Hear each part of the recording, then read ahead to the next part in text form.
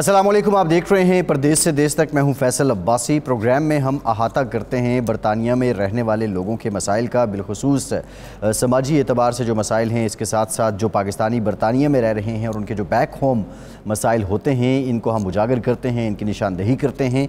इस प्रोग्राम का ये खासा रहा है, इसके तवस्सुत से बहुत से लोगों के जो मसाइल हैं वो हल हुए हैं। आज के प्रोग्राम में भी हम ऐसा ही मामला, ऐसा ही मसला डिस्कस कर रहे हैं जो बरतानिया में रहने वालों की सेहत से मुताल्लिक है। ये सेहत आमा का मामला है। हमने ये देखा है कि जब से कोविड-19 आया और कोविड-19 के दौरान ही बरतानिया का जो निज़ाम सेहत है, जो NHS है, उस पर बहुत ज़्यादा दबाव बढ़ा। और फिर उसके बाद जो ब्रेग्ज़िट का मामला है, ब्रेग्ज़िट की वजह से एक जानिब शदीद जो अमले की कमी है उसका भी सामना है। जो अमला मौजूद है, कभी वो तनख्वाहें कम होने पर हड़ताल कर देते हैं और कभी वो जो स्ट्रेस है, वर्कलोड है, उसके बायस जो स्ट्रेस या तनाव है, जहनी तनाव या दबाव है, उसकी बुनियाद पर छुट्टियों पर चले जाते हैं। बरतानिया के अंदर NHS का जो अमला है उसने भी हड़ताल की, फिर जूनियर डॉक्टर्स ने भी हड़ताल की और साथ ही साथ इस वक्त स्टाफ की भी कमी है, दीगर वसाइल की भी कमी है। इन मामलात को पहले भी हम अपने प्रोग्राम में उजागर करते रहे हैं और आइंदा भी ऐसे मामलात को उजागर करते रहेंगे। हालिया जो तीसरी बड़ी जमात है, बरतानिया की सियासी जमात लिबरल डेमोक्रेट्स, उन्होंने NHS से मुतालिक जो आदाद शुमार शेयर किए हैं और एक रिसर्च शेयर की है जो दारुल अवाम की एक लाइब्रेरी के तज्ज़िये पर मबनी है। ये बड़ी हैरान कुन रिसर्च है। ये बताती है कि जो एक साल है पिछला, उसमें जो GPs हैं तकरीबन 51 मिलियन अपॉइंटमेंट्स GPs ने क्लियर कर दी और 1 से 5 मिनट तक वो एक पेशेंट को देखते रहे। यानी 5 करोड़ 10 लाख लोगों को एक साल में GPs ने चेक किया और इसका जो दौरानिया था वो 1 से 5 मिनट था। अब इसके मुहर्रिकात क्या हैं, अवामिल क्या हैं? बुनियादी तौर पे जिस तरह मैंने शुरू में भी आपसे कहा कि जो डॉक्टर्स हैं उन पे लोड ज़्यादा है, डॉक्टर्स की तादाद कम है, अमले की तादाद कम है, अपॉइंटमेंट्स ज़्यादा हैं, फिर बैकलॉग एक बहुत बड़ा है ऑपरेशंस का, सर्जरीज़ का, ट्रीटमेंट्स का, जो कोविड के दौरानिए से इकट्ठा हो रहा है और फिर आए दिन जो NHS के मसाइल हैं उसकी वजह से ये बैकलॉग बढ़ भी रहा है और जो अपॉइंटमेंट्स हैं उनको शायद उस तरह तवज्जो नहीं दी जा रही है। सवाल ये भी पैदा होता है कि जो SOPs हैं, जो इंटरनेशनल स्टैंडर्ड्स हैं, वो क्या हैं कि एक पेशेंट को WHO क्या कहती है कि कितना टाइम देना चाहिए। जो पूरी दुनिया में जो तिब के से वाबस्ता लोग हैं उन्होंने क्या पैरामीटर सेट कर रखे हैं कि एक पेशेंट को देखने के लिए कम से कम कितना टाइम देना चाहिए और उसकी जो नौयत है, उसकी बीमारी की नौयत का तयन करने के लिए किस तरह के बुनियादी जो तरीक़ाकार हैं उनको अपनाना चाहिए। आपको ये भी बताऊं कि जो रॉयल GPs कॉलेज की सरबराह प्रोफेसर कामला हॉथॉर्न हैं, उन्होंने कहा है कि GPs और हमारी टीम काम के शदीद दबाव के माहौल में अपने मरीज़ों को महफूज अंदाज में बर वक्त मुनासिब देखभाल की सहूलत बहाम पहुँचाने के लिए गैर मामूली और सख्त मेहनत कर रही है। लिबरल डेमोक्रेट्स के तज्ज़िये के मुताबिक मजमूई तौर पर 345.8 मिलियन मरीज़ों को मुआयना किया गया। इनमें से 40% मरीज़ों पर 10 मिनट से ज़्यादा वक्त सर्फ किया गया। रॉयल कॉलेज के मुताबिक वक्त गुजरने के साथ साथ GPs को पेचीदा और मुख्तलिफ बीमारियों में मुब्तला मरीज़ों के मुआयने और तशख़ीस के लिए ज़्यादा वक्त की ज़रूरत होती है।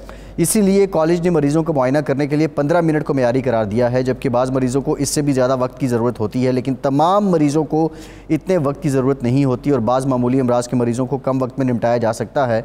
मिसाल के तौर पर एक आम खून के टेस्ट में सिर्फ चंद मिनट लगते हैं, इसलिए जल्दी फारिग किए जाने पर मरीज़ों को ये नहीं समझना चाहिए कि उन्हें तनख्वाह दिया गया है। लेकिन ये दौरानिया जब मज़ीद कम हो जाएगा और ये नंबर ऑफ़ पेशेंट्स इतना बढ़ जाएगा तो इसके असरात क्या होंगे, इन्हीं सारे मामलात पर हम बात करेंगे। हमें प्रोग्राम में ज्वाइन कर रहे हैं डॉक्टर मोहम्मद इदरीस साहब हैं, डॉक्टर फ़हीम साहब हैं, इसी तरह डॉक्टर इदरीस भी जो हैं वो NHS के साथ हैं और वो डॉक्टर फॉर हेल्थ के CEO हैं, डॉक्टर मोहम्मद इदरीस साहब जो हैं। बहुत शुक्रिया तमाम मेहमानों का। मैं डॉक्टर इदरीस साहब आपकी तरफ आऊँगा। ये बता दीजिए कि बुनियादी तौर पे जो WHO है, ये जो स्टैंडर्ड्स हैं, एक मरीज़ को देखने के लिए कितना दौरानिया चाहिए होता है और ये इतना बड़ा नंबर 51 मिलियन लोगों को एक साल में देख लिया कि ये पहले भी होता रहा है? Thank you very much, Abasi साहब, for asking me this question. We being a medical professional और इधर हम UK में more than 30 years से रह रहे हैं और I think probably we are in a good position to discuss. Specially मैं तो पाकिस्तान में भी साल में 3 दफ़ा जाता हूँ, as you mention earlier on. We run charitable hospital there in the Pakistan, or around 2 charities, one in UK and one in Pakistan, or working full time here in UK and discussing with you this NHS problem, patient problem, doctor problem, I think that gives us pleasure. और जैसे आपने पहले summarise काफी कुछ कर दिया है, की इंफॉर्मेशन आपने दे दी है, और सबसे आती है प्रॉब्ली द मोस्ट अलार्मिंग जो पॉइंट आपने रेज किया है कि 51 मिलियन पेशेंट जो जीपी के जनरल प्रैक्टिस के पेशेंट थे वो लेस देन 5 मिनट्स में उनको फारग कर दिया गया, ठीक है ना। वैसे तो ऑब्वियसली दैट्स अलार्मिंग इशू लगता है कि भाई लेस देन 5 मिनट्स में 51 मिलियन को कर दिया गया, और बीइंग ए जीपी और लेस देन 5 मिनट्स, और it makes very important. The reason being GP is the key person in the NHS. And NHS किसी वक्त was number 1 in the world, but अभी भी अच्छी top medical organization है in the world. लेकिन अभी जो इसके इशू आ रहे हैं, जो ऐसे ब्रीफली आपने डिस्कस किया कि क्या जीपी, क्या डॉक्टर पूरे हैं, क्या पेशेंट बढ़ गए हैं, क्या इन्वेस्टिगेशन या एक्सपेक्टेशन ज्यादा हो गई है, या क्या पॉलिसीज और ब्यूरोक्रेटिक प्रेशर ज्यादा हो, क्या क्या हो गया, इसमें सब चीजें डिस्कस करते हैं। लेकिन हम सबसे पहले अपने डॉक्टर्स का, क्योंकि मेन इशू जब भी मेडिकल इशू में फर्टिलिटी में कोई भी मसला होता है तो सबसे पहले डॉक्टर ऑनलाइन होते हैं। और जैसे मैं भी वो थोड़ा पढ़ रहा था, तो आपने भी जिक्र किया है कि टोटल 345 मिलियन जो एक साल में आउट पेशेंट देखे गए हैं जनरल प्रैक्टिस में, और उनमें से 51 मिलियन, अगर आप देखें ना इसको, अगर परसेंटेज में दोनों मिले, आपने परसेंटेज बताई है 10 मिनट से ज्यादा जिनमें वो सिर्फ 40% है। लेकिन आपने ये भी उन्होंने ये, क्योंकि ये पॉलिटिकल नैरेटिव लगता है ना किसी का, क्योंकि I am not a politician over here, ऐसी बात। लेकिन अगर आप 51 मिलियन और 345 मिलियन की रेशियो निकालें तो 14.7 बनती है सिर्फ, यानी कि 100 में से सिर्फ 15% ऐसे हैं जिनको लेस देन 5 मिनट टाइम मिला है। I think that's not too bad as such, और बाकी जो 40% है उनको 10 से ज्यादा मिनट लगे तो उसको और भी ज्यादा लगे होंगे। और जैसे पहले आपने बताया कि इंटरनेशनल स्टैंडर्ड जो रॉयल कॉलेज के स्टैंडर्ड है वो तो 1 मिनट 15 मिनट सही, बिल्कुल ठीक है। मैं डॉक्टर मोहम्मद इदरीस साहब आपकी तरफ मजीद भी आऊँगा, क़तअ कलामी की मुआफ़ी में डॉक्टर फ़हीम अख्तर साहब की तरफ जाना चाह रहा हूँ। डॉक्टर साहब, एक तो ये नंबर मेरे लिए तो हैरानकुन है, क्योंकि आपकी फील्ड है, आप प्रैक्टिशनर हैं, आप ज़्यादा बेहतर बता सकते हैं कि ये मुनासिब है, ये आपके लिए भी ये नंबर आपको भी हैरान कर रहा है। दूसरा, NHS दुनिया में जाना जाता है अपने मयार की वजह से, मयारी इलाज की वजह से। अगर ये नंबर ज़्यादा है तो फिर वो मयारी इलाज वाली जो रिवायत है, क्या वो दम तोड़ रही है? जो आपका सवाल है उसमें मरीजों की तादाद तो बहुत ज़्यादा है, ज़ाहिर है जीपी भी उसी हिसाब से हैं, और हमें जो ये फिगर्स हैं वो देखें, पॉलिटिकल पार्टी जो करंट पार्टी है उसके ओपोनेंट है उसने आपको वो प्रोवाइड किए हैं ना।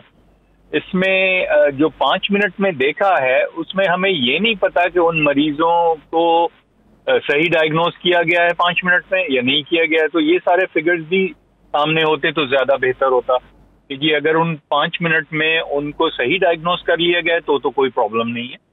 लेकिन अगर उन 5 मिनट में इतने मरीजों को, उसमें से काफी तादाद ऐसी है जिनका डायग्नोसिस और ट्रीटमेंट गलत है, तो फिर वो बात कंसर्निंग है कि भाई टाइम शॉर्ट में जाहिर है कि आपको जो एक्चुअल स्टैंडर्ड दिया गया है 10 to 15 मिनट्स का, तो आप उसको शॉर्ट करके अगर गलत डायग्नोज कर रहे हैं तो दैट इज रॉन्ग।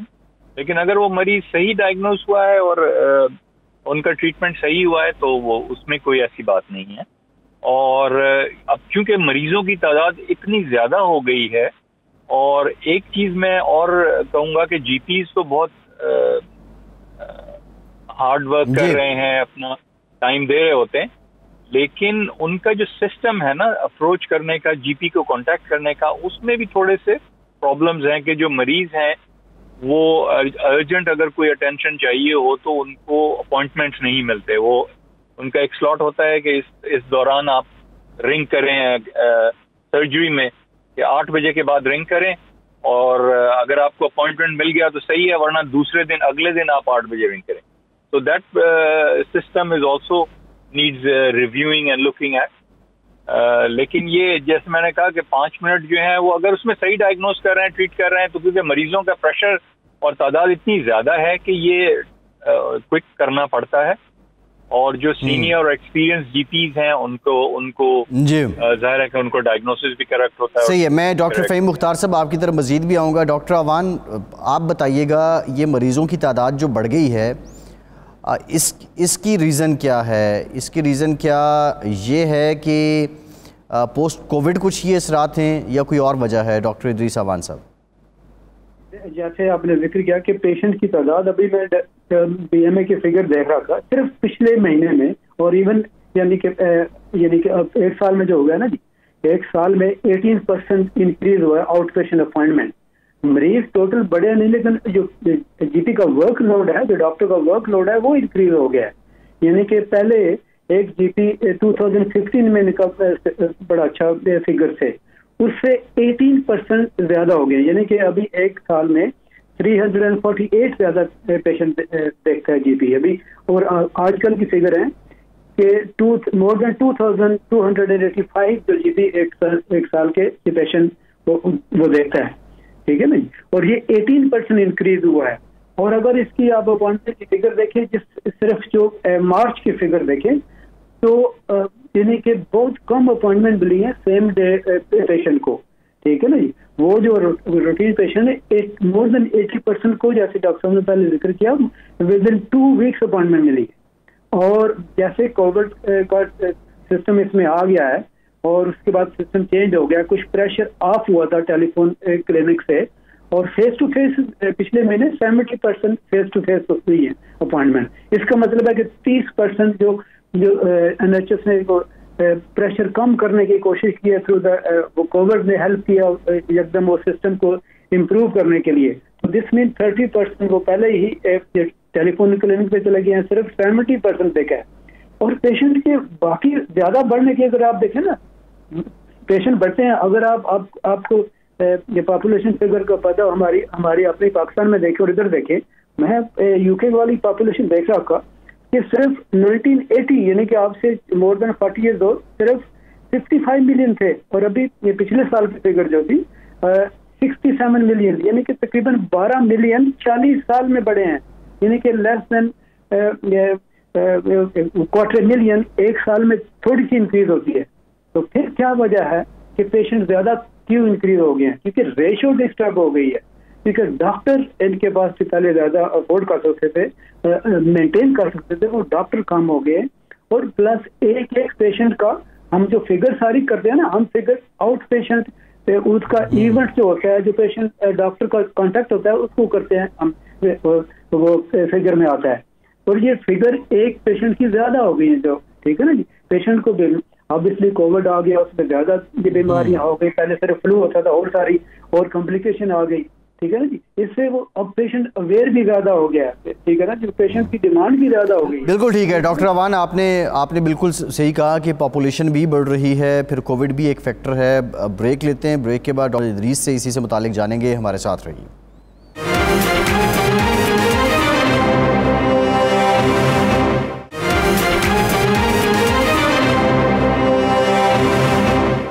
ब्रेक के बाद एक बार फिर से आपका खैर मकदम करते हैं। डॉक्टर मोहम्मद इदरीस साहब, ये बताइएगा, एक जानिब तो अब मसला या मामला ये है कि पॉपुलेशन ज़्यादा हो रही है। उमूमी तौर पे पॉपुलेशन जब ज़्यादा होती है, पूरी दुनिया में प्रैक्टिस ये है कि जो हुकूमतें हैं वो या इदारे अपने वसाइल को बढ़ा देते हैं। दूसरा, कितना बड़ा फैक्टर है, पूरी दुनिया में एक मिथ पाई जाती है या ये रियलिटी है, आप बता सकते हैं कि कोविड के बाद लोगों में बीमारियाँ ज़्यादा हुई हैं और बहुत से लोग जो हैं वो कोविड वैक्सीनेशन को इल्ज़ाम देते हैं कि उसकी वजह से कुछ उन्हें हेल्थ की कॉम्प्लिकेशंस आ रही हैं। जी फैसल, इसमें इस बात को पहले तो हम ज़हन से निकाल दें कि कोविड वैक्सीनेशन की वजह से मामला जो हैं वो कॉम्प्लिकेट हुए हैं। वैक्सीनेशन ने तो लाइफ को बैक टू नॉर्मल किया है, अगर वैक्सीनेशन ना होती तो शायद हम अभी तक नियर बैक टू नॉर्मल ना आ चुके होते। तो ये बात जो मिथ्स हैं ये तो अनफाउंडेड हैं, इनकी कोई बुनियाद नहीं है। लेकिन जाहिर है सोशल मीडिया जो मर्जी कहता रहे, जो जिसने जो कहना है उसकी आज़ादी है।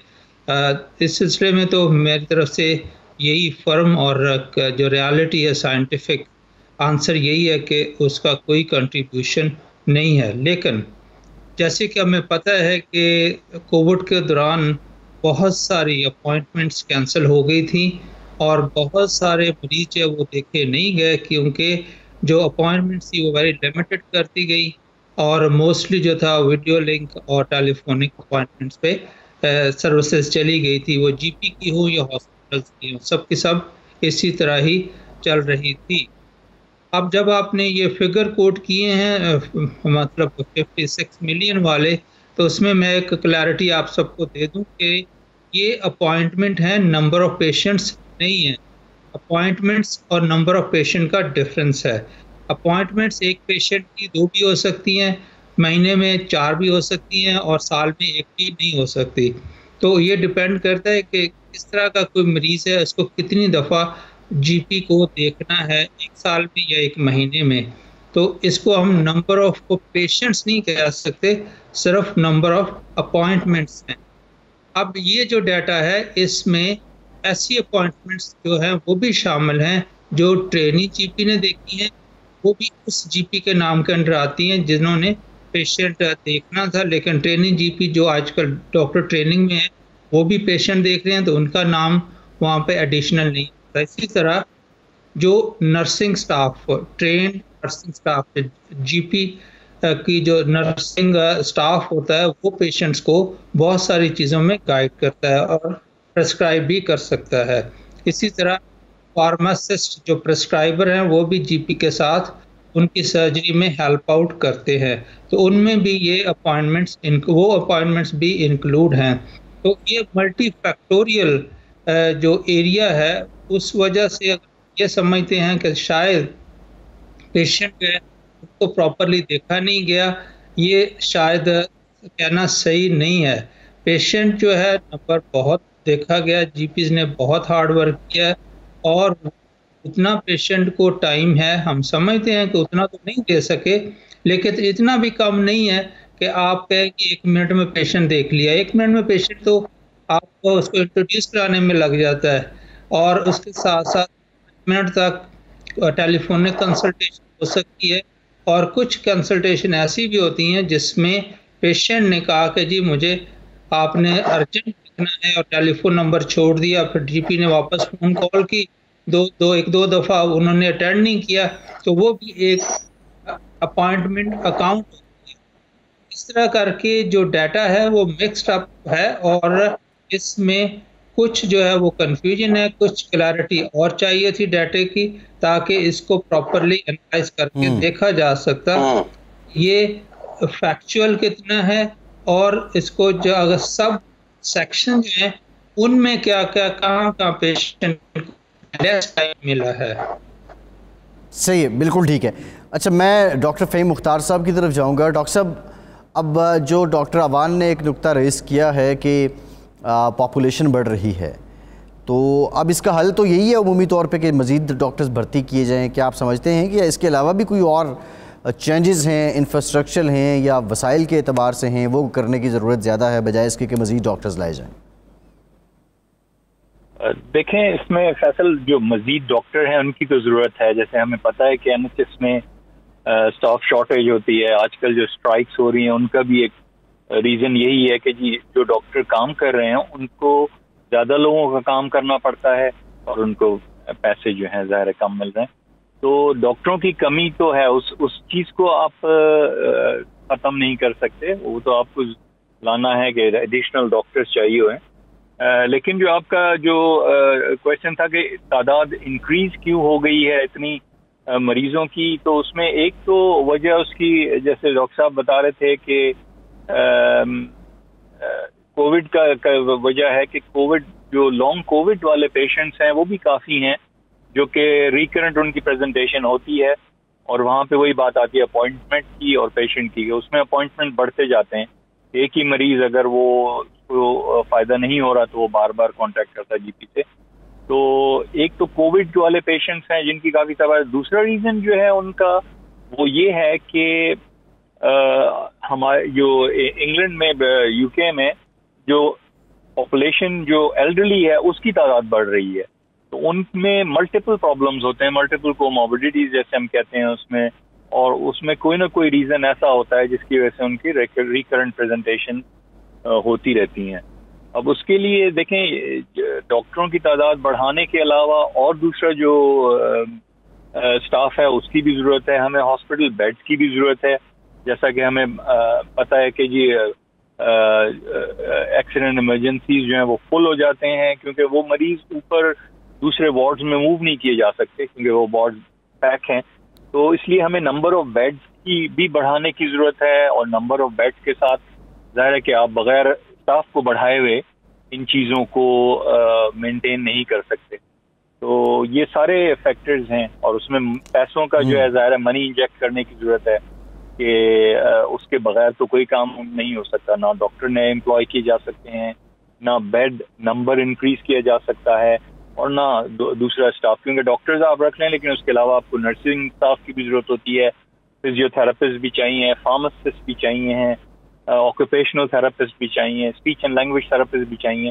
तो ये सारे इतने सारा जो स्टाफ है इसकी आपको ज़रूरत पड़ती है बेड इंक्रीज करने के लिए। तो ये जो है ये सारे फैक्टर्स की ज़रूरत है इसको करने की। ठीक है, एक ब्रेक लेते हैं, ब्रेक के बाद दोबारा आगे इसी पे मज़ीद बात करेंगे, हमारे साथ रहिए।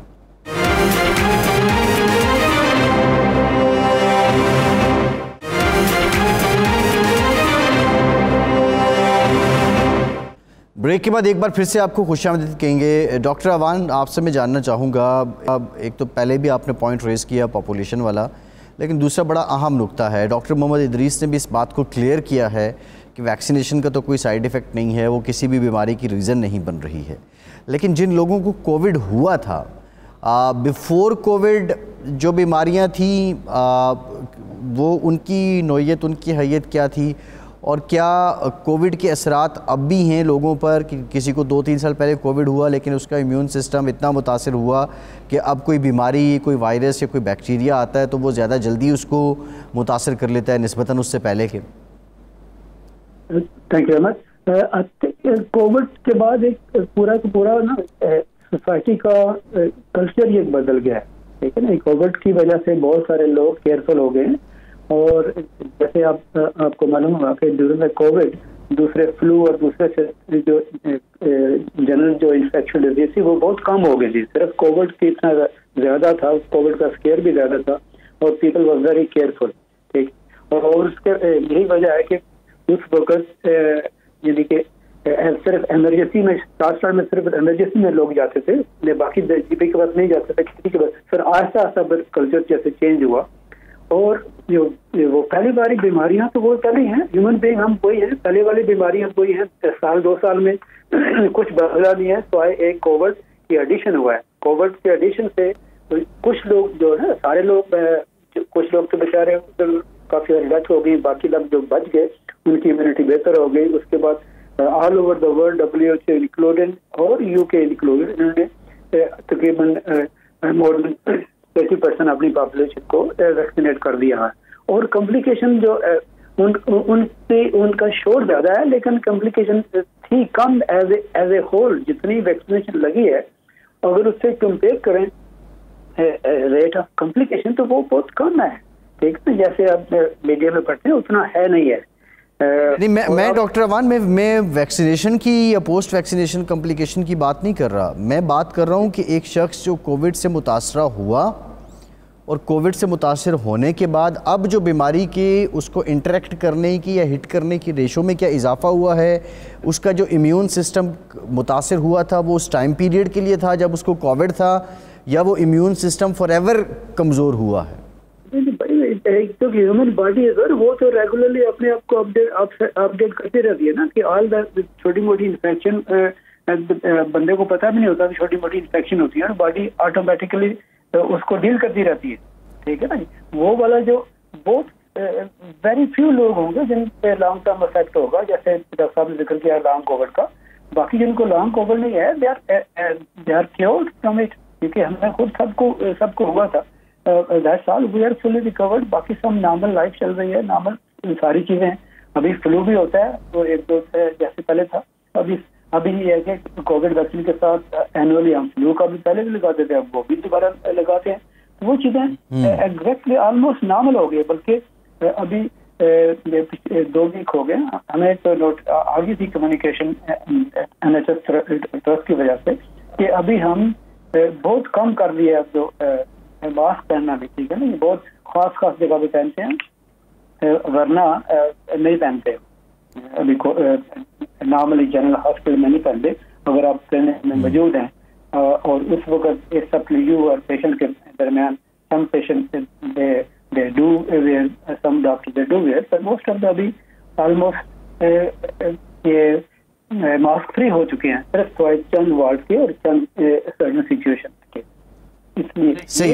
अच्छा कोविड का, हाँ जी अच्छा डॉक्टर मोहम्मद इदरीस साहब, हम ज़रा वापस इस नुक्ते पे आते हैं जो हम बात कर रहे थे नंबर ऑफ़ पेशेंट्स की। बरतानिया के अंदर हेल्थ इंश्योरेंस, ऑल्दो अब जिस तरह महंगाई या जो इकोनॉमिक क्राइसिस है उसके बावजूद लोगों में अब अफोर्डेबिलिटी उतनी नहीं है, लेकिन इसके बावजूद लोग प्राइवेट हेल्थ इंश्योरेंस की तरफ जा रहे हैं।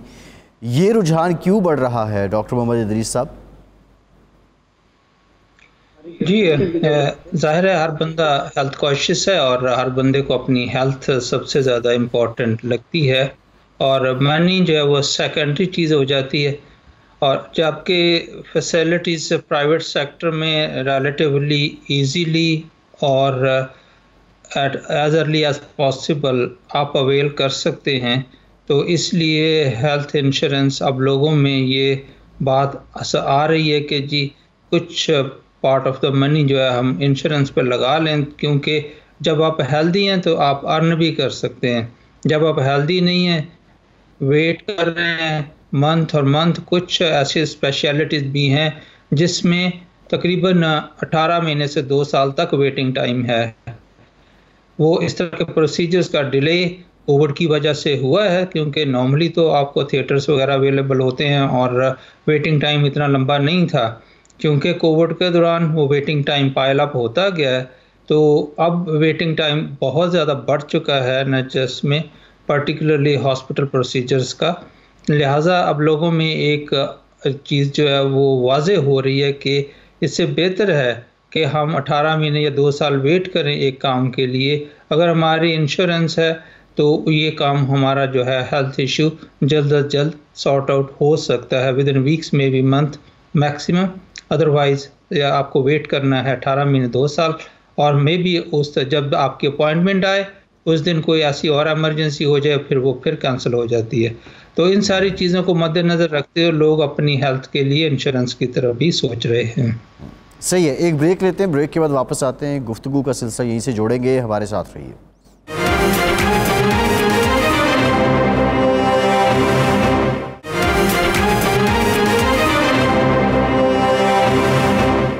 ब्रेक के बाद एक बार फिर से आपको खुशामदीद कहेंगे। डॉक्टर फ़हीम मुख्तार साहब, ये वेटिंग टाइम से मुतालिक ज़रा बताइएगा, एक जनरल अपॉइंटमेंट के लिए कितना टाइम चाहिए होता है? फिर जो हॉस्पिटल प्रोसीजर्स हैं, अगर 18 महीने से 2 साल का टाइम है तो इस दौरान कोई बीमारी उसके बढ़ने का ख़दशा नहीं होता, या जिस बीमारी के बढ़ने का ख़दशा होता है उसके लिए हॉस्पिटल प्रोसीजर के लिए कितना टाइम दिया जा रहा है?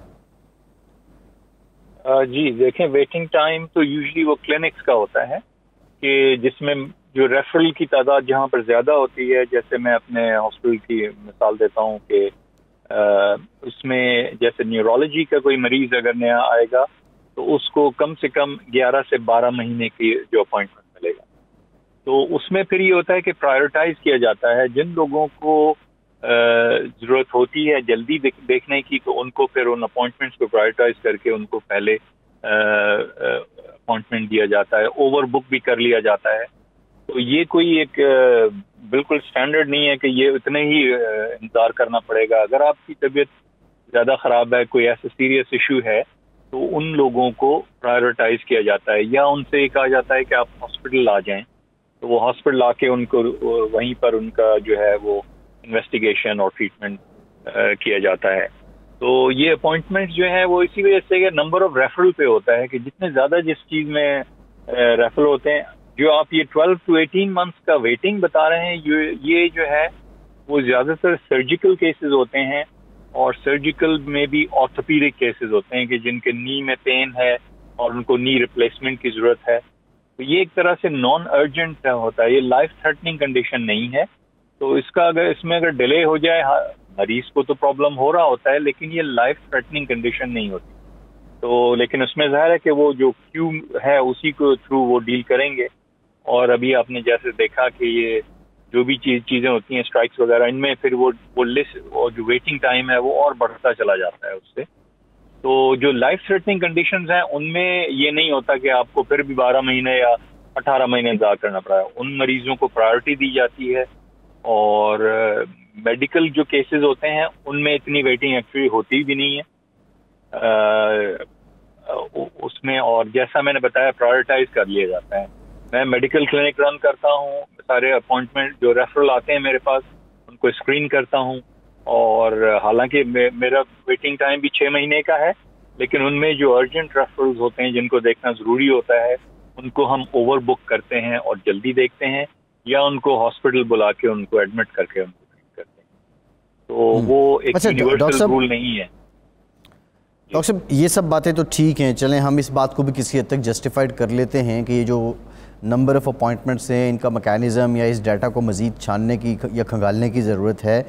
लेकिन दूसरी जानिब जो हम NHS के मैटर्स देखते हैं, जूनियर डॉक्टर्स की हड़ताल देखते हैं, कभी स्टाफ की हड़ताल देखते हैं, फिर हम एक बैकलॉग देखते हैं बहुत बड़ा है जो हॉस्पिटल प्रोसीजर्स हैं उनका। ये पिछले 3-4 सालों में जो हालात इवॉल्व हुए हैं, क्या इस दौरान हुकूमत जो तरीक़ाकार अपनाए हुए है वो बेहतर है? वो चाहती है कि ये सारे मामलात बेहतर हो जाएं, हल हो जाएं, और हुकूमत की सब जो मौजूदा अप्रोच है उससे ये मामलात जल्द हल होते दिखाई दे रहे हैं? असल इसमें देखें, अभी तक जो रिस्पॉन्स है हुकूमत का वो इतना पॉजिटिव और इनकरेजिंग नहीं है, मैं यही कहूँगा। क्योंकि बल्कि अब उन्होंने कहा है कि हम आपसे जो डॉक्टर्स जो जूनियर डॉक्टर्स हैं उनसे बात नहीं करेंगे जब तक कि अपनी स्ट्राइक्स का जो है ये प्लान कैंसिल ना करें। तो आई मीन ये एक तरह से वो स्टबर्ननेस है कि दोनों तरफ से ये कि कोई नेगोशिएशन होना चाहिए, कोई एक मिड पॉइंट ऐसा होना चाहिए जिसमें एग्रीमेंट होना चाहिए। और मैं दोनों चीज़ों पे एग्री नहीं करूँगा। देखें, स्ट्राइक भी इस प्रोफेशन में बहुत ही अच्छी नहीं है कि आप मरीज आपके सफ़र कर रहे हैं। इसमें कोई ऐसा जो टैक्टिक होनी चाहिए जिससे कि जो रिस्पॉन्सिबल लोग हैं जो आपकी सैलरी और उसमें इन्वॉल्व हैं उन लोगों को कुछ इफेक्ट हो तो शायद वो होगा। लेकिन ये तो हमारी जनरल पब्लिक जो है वही सफ़र कर रही होती है।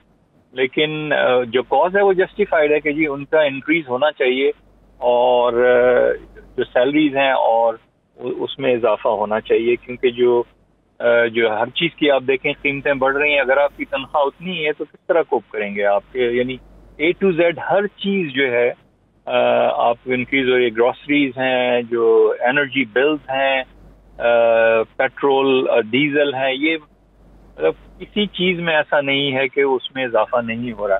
और एक चीज़ है जिसमें नहीं हो रहा तो वो आपकी तनख्वाह है। तो फिर वो कोप करना ज़ाहिर मुश्किल हो जाता है। और ये इसका सोल्यूशन होना चाहिए। गवर्नमेंट को भी रियलाइज करना चाहिए। जो हेल्थ सेक्रेटरी हैं वो तो बिल्कुल मतलब I mean he is not responding in any encouraging way. तो वो थोड़ा सा चेंज होना चाहिए।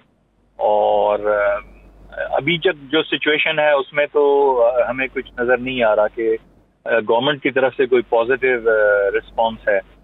हालांकि इंक्रीज भी कर दिया गया जो स्ट्राइक डेज थे और उसको जो ईस्टर के हॉलिडे से उससे मिला दिया गया तो वो काफ़ी और ज़्यादा दिन हो गई स्ट्राइक, जिसकी वजह से ज़्यादा प्रॉब्लम्स हुए।